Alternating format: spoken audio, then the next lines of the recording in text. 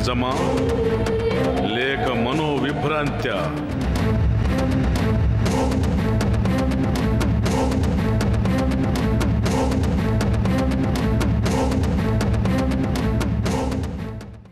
మంత్రాల మర్మం. ఒక మాంత్రికునితో సంవాదం. మానవుడు విజ్ఞాన పరిశోధనలతో ఎంత పురోగతి సాధించినా కళ్ళతో చూడగలిగేవి పై మెరుగులు మాత్రమే. చెవులతో వినగలిగేవి కొన్ని శబ్దాలు మాత్రమే. మనసులో మెదిలే ఊహలు, మాటలో కదిలే ఆలోచనలు సర్వము ఈ సృష్టిలో నిక్షిప్తమై ఉంటాయి. సృష్టి రహస్యాన్ని మనం తెలుసుకోవాలని ప్రయత్నించినా అది మనకు అర్థం కాదు. దానికి కావలసిన అర్హత మానవ మేధస్సుకు పూర్తిగా లేదు. అలా తెలిసి తెలియని మర్మమే మాంత్రికం. దీనివైపే మన నేటి పయనం. కోవై బస్సు నిలయం వచ్చే పోయే ప్రయాణికులతో ఎంతో సందడిగా ఉంది. ఎటు చూసినా జనసందోహమే. రేఖలు చేతిలో మాత్రమే కాదు, మొహాల్లోనూ ఉన్నాయా అన్నట్టుగా కనిపిస్తోంది. వాళ్లల్లో కనిపించే భావాలు చూస్తుంటే భయరేఖలు, ఆశ్చర్యరేఖలు, ఆనందరేఖలు, దుఃఖరేఖలు, ఇటువంటి అనేక భావాలు వాళ్ల మొహాల్లో కనిపిస్తున్నాయి. పని భారాన్ని చెమట బిందువులుగా చిందిస్తూ ఇంటికి చేరుకుంటున్న ఒక సమూహం. మనసుల్లో బరువు దించుకోవడానికి తల మీద బరువు మోస్తున్న మరొక సమూహం. అందరిలోనూ ఒక విధమైన సంఘర్షణ జరుగుతూనే ఉంటుంది.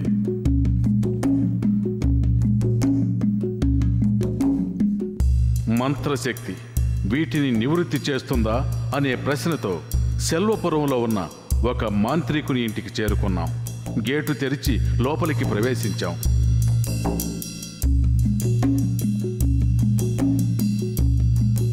తలుపు మూయబడి ఉంది. కొద్దిసేపు అక్కడ వేచి చూశాం. ముందు వైపు పచ్చని చెట్టు కింద చిన్న గుడిలాగా కొంచెం శూన్య పరిస్థితిలో ఉన్నట్టు కనిపించింది.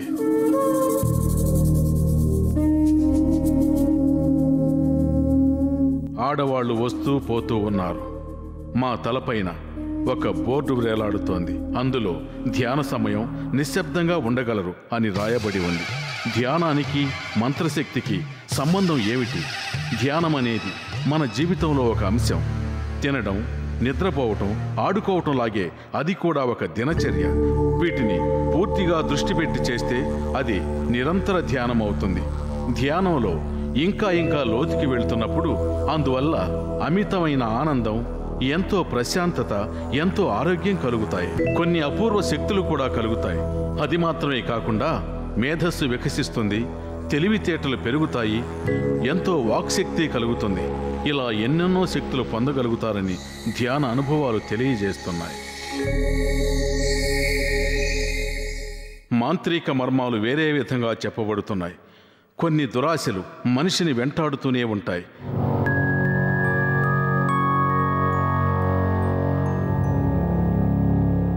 దయ్యంలాగా మనసుని వేటాడుతూనే ఉంటాయి. వాటిని సాధించుకున్న ఒక రకమైన విరక్తి కలుగుతూ ఉంటుంది. పాపపుణ్యాలు, మోక్షం, నరకాల వంటివి వీటి వల్లే సంభవిస్తాయి. వాటిని నియంత్రించి మనిషి మనసుకు నిలకడనిచ్చే ఒక మంచి శక్తే ఈ మంత్రశక్తి అని చెప్పబడుతోంది. తలుపు తెరుచుకోగా మేము లోపలికి వెళ్ళాం. ఈయనే మేము వెతుక్కుంటూ వచ్చిన మాంత్రిక నిపుణుడు ఈశ్వరన్. మా నాన్నగారు తిరుమలైముత్తు జ్యోతిడర్.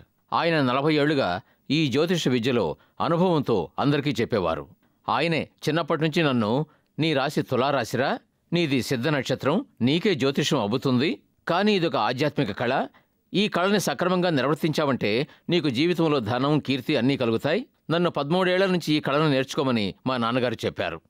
మా నాన్నగారి తదనంతరం ఆయన చేసిన వృత్తితోనే మేమంతా జీవితం కొనసాగిస్తున్నాం. మా ఇంట్లో భోజనానికి ఏ లోటు లేదు. మా ఇంటికి వచ్చేవాళ్ళని కూడా మా నాన్నగారు ఆకలితో వెళ్ళనిచ్చేవారు కాదు. అందరికీ కడుపు నిండా భోజనం పెట్టి పంపించేవారు మా నాన్నగారు. అటువంటి ఆదర్శంతో ఈ వృత్తి చేసి ఎంతో మందికి సహాయం చేశారు. తర్వాత ఇవన్నీ చూస్తూ నేను 13 ఏళ్ల నుంచే నేర్చుకుని చిన్న చిన్న జాతకాలు రసి చెప్పి అలవాటు చేసుకున్నాను.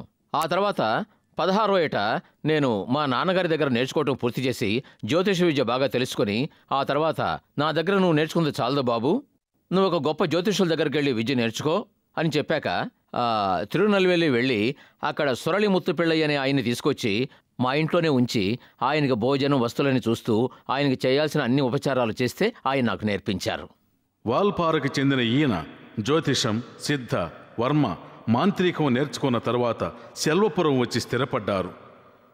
ఈయన పూజాగదిలో అద్భుతంగా అలంకరించబడి ఉంది భగవతి అమ్మవారి విగ్రహం.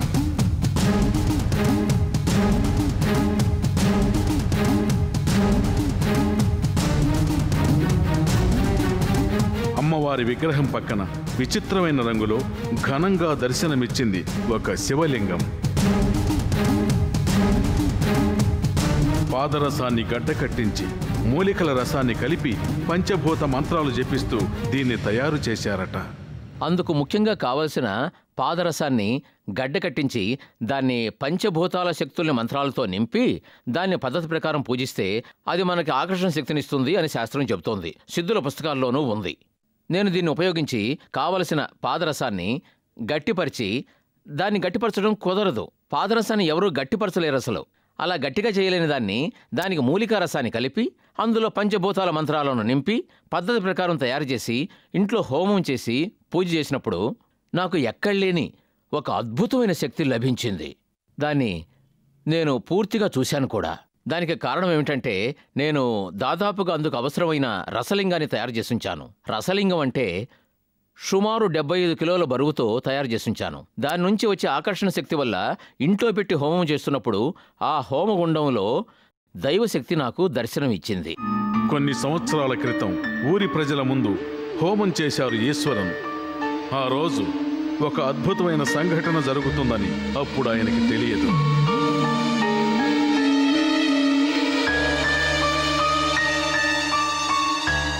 మంత్రాల మర్మం.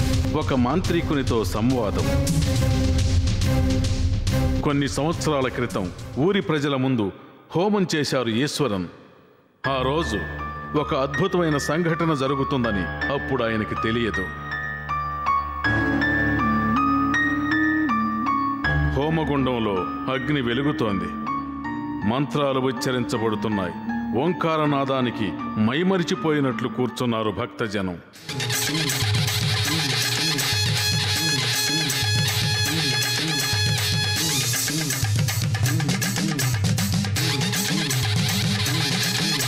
హోమం పూర్తవుతున్న సమయంలో ఈశ్వరునికి దర్శనమిచ్చారట భగవతి అమ్మవారు. ఇంట్లో పెట్టి హోమం చేస్తున్నప్పుడు ఆ హోమగుండంలో నుంచి దైవశక్తి నాకు దర్శనమిచ్చింది. ఆ హోమం చేస్తున్నప్పుడు సుమారు 100-200 మంది నా చుట్టూ ఉన్నారు. నేనెప్పుడూ హోమాల్ని అమావాస్య, పౌర్ణమి లాంటి విశేష తిథుల్లో చేసి ఎంతో మందికి అన్నం పెట్టి నేను సంతోషపడుతుంటాను. అదేవిధంగా గత 5 సంవత్సరాల క్రితం ఒకసారి నేను హోమం చేస్తున్నప్పుడు ఆ రసలింగాన్ని తయారు చేసి ప్రదర్శనలు చేసి పూజ చేస్తున్నప్పుడు ఇప్పుడు నేనుంటున్న నా ఇంటి గుమ్మంలో దైవం స్వయంగా వచ్చి నాకు దర్శనమిచ్చింది. అలా దర్శనమిచ్చి ఆవిడ నన్ను స్వయంగా పర్మిషన్ అడిగి, ఈశ్వరా ఇంట్లోకి రానా, ఈశ్వరా రానా అని ఒక అశరీరవాణి నాకు వినిపించింది. నేనది విని కిందకొచ్చి ఆ అమ్మని ఆహ్వానించి నా పూజలో నా హోమంలో అమ్మని కూర్చోబెట్టి ఆవిడ నాకు హోమం చేసి నేను ఆవిడికి హోమం చేసి దృష్టి తీసి ఆ తర్వాత తను ఎక్కడ కూర్చోవాలో నన్ను అడిగి నేను ఆవిడని ఒక చోట కూర్చోమని చెప్తే ఆవిడ అక్కడి నుంచి నాకు దర్శనం ఇస్తున్నప్పుడు ఆవిడ నన్ను చూసి అశరీరవాణిలా చెప్పిన మాటలు ఏమిటంటే, నువ్వు సిద్ధుల్లో ఐక్యమైపోయావు, శివుణ్ణి దర్శించుకుంటావు. నువ్వు సిద్ధుల్లో ఐక్యమైపోయావు, శివుణ్ణి దర్శించుకుంటావు. నువ్వు ఊరంతా తిరిగొచ్చిన తర్వాత నీకు ముందు వెనుక త్రిశూలంగా దర్శనమిస్తాను అని చెప్పి అమ్మవారు నాకు దర్శనమిచ్చారు. ఆ అశరీరవాణి అలాగే నాలుగు ప్రవేశించి మహదానందాన్నిచ్చింది. ఈ అపూర్వ అనుభవాన్ని హోమం పూర్తయిన తరువాత గొంతు పెగలక మాటలు తడబడుతుండగా తన భార్యతో చెప్పారాయన. అమ్మవారిని చూసిన ఆశ్చర్యం నుంచి తేరుకోలేని స్థితిలో ఉన్నారు. మరునాడు ఈశ్వరుణ్ణి కలిసిన ఒక విలేకరి ఫోటో ఒకటి ఆయనకిచ్చారు. హోమం చేసినప్పుడు తీసిన ఫోటో అది. అందులో హోమగుండంలో వెలిగే మంటల్లో శూలాయుధం కనిపించింది. నాకు దర్శనమిచ్చినట్లుగా దైవం సాక్ష్యం ఇచ్చి వెళ్ళింది. ఆ సాక్ష్యమే ఇప్పుడు మీరు చూడబోతున్న ఆ త్రిశూలం. ఆ అగ్ని పైకెగసి త్రిశూలంలా నాకు దర్శనమివ్వడం మీరు చూడొచ్చు. నేను స్వయంగా చూశాను. నా మనసుకి సంతృప్తి కలిగింది, ఆనందం కలిగింది. దానికి ఆధారమే ఈ త్రిశూలం. అదేవిధంగా మనసులో ఉన్నది మొహంలోనూ చేతల్లోనూ తెలుస్తుందని పెద్దవాళ్ళు చెప్తుంటారు. అది నిజమైన మాట.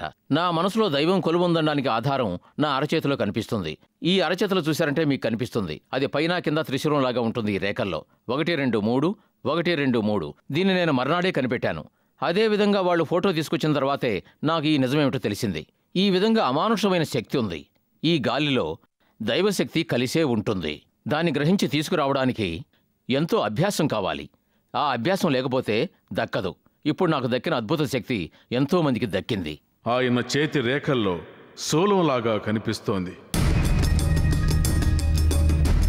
చేతబడి వల్ల బాధింపబడుతున్న కొందరు ఈయన మంత్రశక్తితో బాధల నుంచి ఉపశమనం పొందాలని ఎదురు చూస్తున్నారు.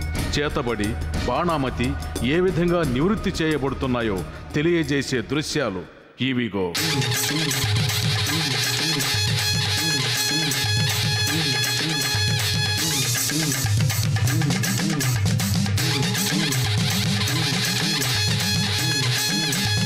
ఒక ఇనుప ఊచకి నిప్పంటించి దెయ్యాలు, చేతబడులతో బాధపడుతున్న వ్యక్తుల మొహం ముందు పెట్టి ఒకరు పట్టుకోగా ఈశ్వరన్ ఒక చెంబుతో నీరు తీసుకొని ఆ మంట మీద చల్లుతున్నారు.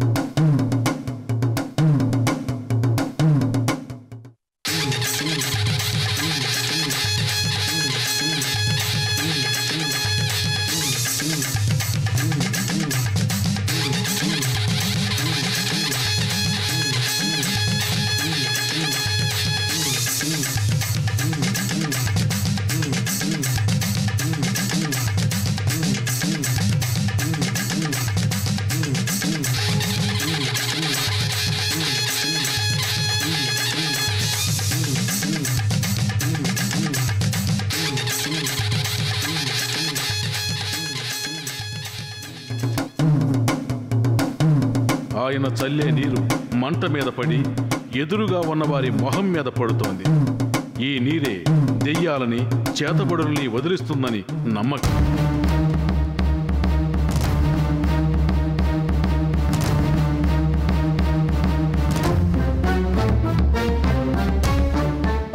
కానీ ఆడవాళ్లకి ఇది మరోలా ఉంటుంది. ఒట్టి చేతులతోనే మంట మీద చెయ్యి విదిలిస్తున్నారు.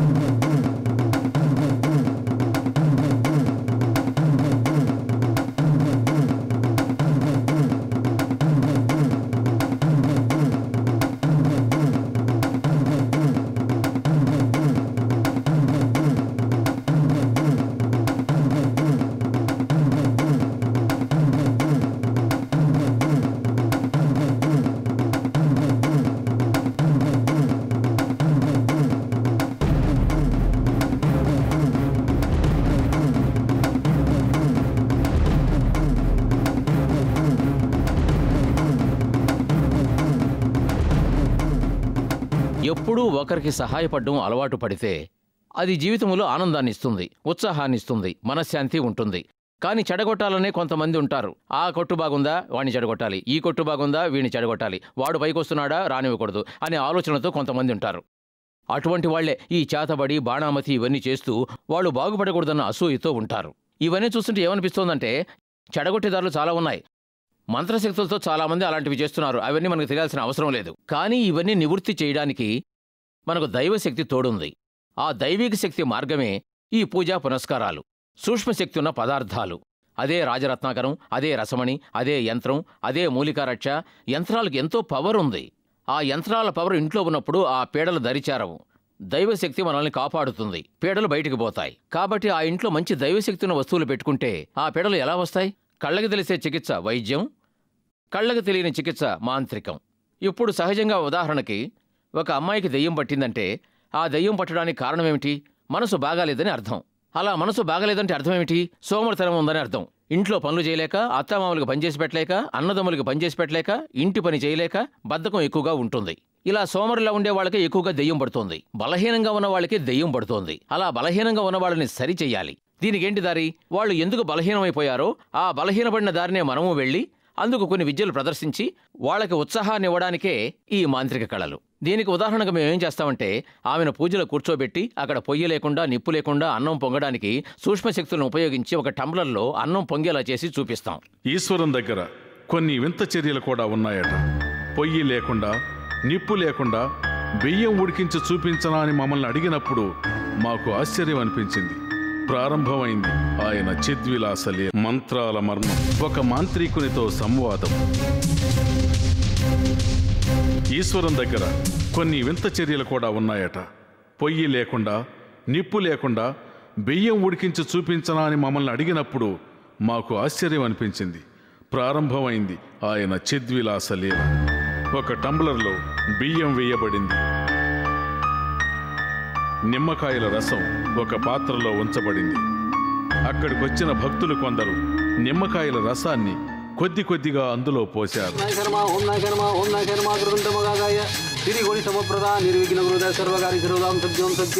ఓం నమ శివాయ నమః నర్భస్వనంతర సగపతి వానస్వన మంతాని వాలకుమరి మహాకాళి నిరంతరి లిఖల భైరవి తిరుచురుదేవ బ్రహ్మదేవి ఓం సత్యం సత్యడవాంగ్లి విరుక్కుమన్నో మే పార్వతియే శ్రలాగన్యామృతాదిరమణై కాకుంబ్రవరియ వ్రతిన్ బరవర్స చిత్ర సుభగన్మదివర సుందరియే ఓం దిరిర సుందరి సౌందర్యదిల్లో నాయతి బలి పృథివీ వాళై పరమేశ్వరి దిరుశ్చాందనం స్వర్ణం ధనం కల్వి దిర్గస్వా அண்டரம் திருமகனாய் வந்து தொன்றல் கருத்து துறைமகள் தினை மணர்ந்து வண்டுகளிக்கும் ஜோலைகள் திருப்பொருள் வாழும் கண்ணீரை வழிரண்டுள்ள கந்தவீழ்த்தாய் போற்றி போற்றி போற்றி போற்றி போற்றி போற்றி.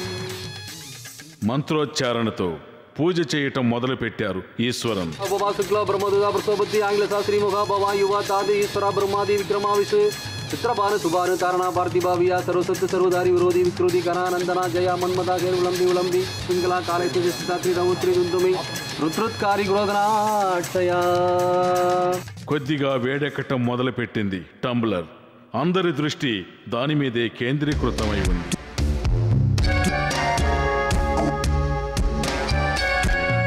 ఎవరు చూపులు మరల్చలేదు, మాటలకి తావే లేదు, మనసు చలించలేదు. మాటలకి, మామూలు అభిప్రాయాలకి, పరిశోధనలకి అతీతమైన దానిని అదే పరిశోధనలతో తెలుసుకునే ప్రయత్నమే.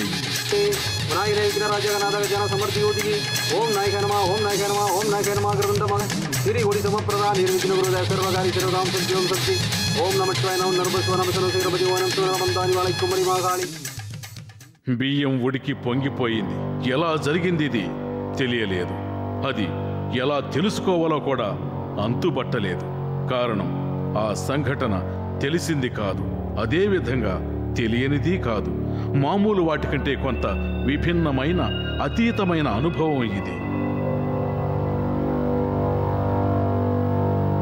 అనుభవంతోనూ అనుభూతితోనే ఏ అతీత శక్తినైనా గ్రహించగలమంటున్నారు. ఈ వశీకర విద్య ఇక్కడ మీరు చూశారు కదా, ఇది మీరు చేయగలిగిందే. నిప్పులాంటి నిజం.